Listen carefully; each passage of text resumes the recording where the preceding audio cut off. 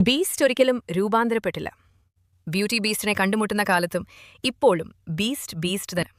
നാറിയ വായും മൃഗങ്ങളുമായി കടിപിടി കൂടിയപ്പോൾ കിട്ടിയ ചോര ചൂടാറിയ വടുപ്പാടും നീണ്ട നഖങ്ങളും അടുത്തു വന്നാൽ ബോധം കെട്ടുപോകും വിധം ദുസ്സഹമായ വിയർപ്പ് ചൂരും.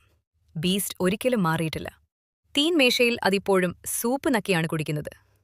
ക്ലിൻ ക്ലോം കറമുറ എന്ന ശബ്ദമുണ്ടാക്കി നുരയിട്ടുന്ന നാക്കത്രയും പുറത്തിട്ടുകൊണ്ട് നക്കി നക്കി കുടിക്കും, തിന്നും.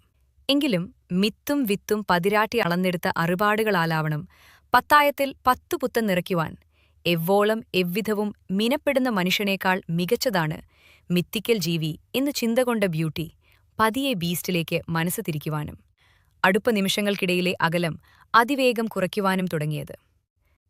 അതിന്റെ കണ്ണുകളിലെ മൃഗീയമായ ആർദ്രത, ഗർഭഗോളത്തിന്റെ അടിത്തട്ടിൽ പെട്ടെന്നൊരിക്കൽ പൊട്ടിയുതിർന്നെന്ന സൂക്ഷ്മാങ്കുരം പോലെ ഉള്ളുനർത്തുന്ന എന്തോ ഒന്ന് അതിന്റെ കണ്ണുകളിൽ അപ്പോഴൊക്കെയും അവൾ കണ്ടെടുത്തിരുന്നു. അവരൊരുമിച്ച് സായാഹ്നങ്ങൾ ചിലവിട്ടു.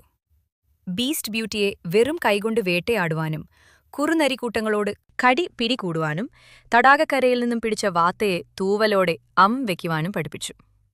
ബ്യൂട്ടിയാകട്ടെ അവനെ കത്തിയും മുള്ളും വെച്ചു ഇറച്ചി കഴിക്കുവാനും കോട്ടും കുപ്പായവും കെട്ടി പൗട്ടൽ നടക്കുവാനും പഠിപ്പിച്ചു. നിഷ്ഫലം. രണ്ടുപേരും ഒന്നും പഠിച്ചില്ല. ബ്യൂട്ടിക്ക് പച്ച വാത്ത തിന്നു വയറു കേടായതും കൈവഴങ്ങാതെ മടുത്തു മതികെട്ട ബീസ്റ്റ് സ്പൂൺ വലിച്ചെറിഞ്ഞ് ജനാലച്ചില്ലു പൊട്ടിയതും മിച്ചം. അവരങ്ങനെ അവരായി തന്നെ നിലനിന്നു. കാലം കടന്നു, കൊഴിഞ്ഞു, ഒഴുകി, നടന്നു, പോയിക്കൊണ്ടേയിരുന്നു. നിരവധി നിമിഷങ്ങൾ, പകലുകൾ, രാത്രികൾ, അനവധി അവസ്ഥാന്തരങ്ങൾ അവരിലൂടെ കടന്നുപോയി.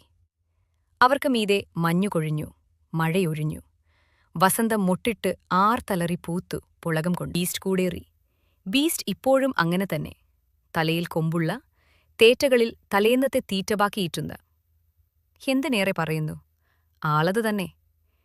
മൃഗത്തിൽ നിന്നും മനുഷ്യനിലേക്കുള്ള മെറ്റാമോർഫോസിസ്, വിച്ചത്തി തള്ളയുടെ പിരാക്ക്, ചുംബനം നൽകിയ മോക്ഷം, അങ്ങനെ എന്തല്ല ഏതല്ല. മനുഷ്യന്മാരെ നിങ്ങളെ ആരൊക്കെയോ പറഞ്ഞ് പറ്റിച്ചിരിക്കുന്നു. എന്നാലും അതെന്തോ മാജിക്, എന്തോ. ബ്യൂട്ടിക്കിപ്പോ സൗന്ദര്യമെന്നത് ബീസ്റ്റാണ്. അവന്റെ ചപ്പറ തലമുടിയും ചുവന്ന കണ്ണും മഞ്ഞ പല്ലും വാലും അവൾക്ക് വസന്തം പോലെ മനോഹരമായ കാഴ്ചയാണ്.